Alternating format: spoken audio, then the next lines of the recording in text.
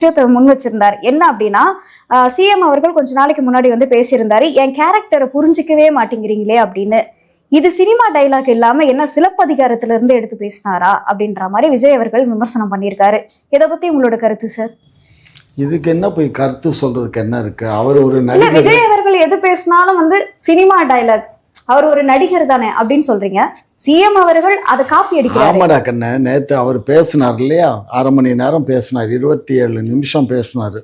27 நிமிஷத்துல என்ன பேசினாரு சொல்லுங்க? ஏதாவது அந்த மக்களுக்கு தேவையான உருப்படியான ஏதாவது ஒரு சமாச்சாரத்தை பேசினாருன்னு சொல்லுங்க.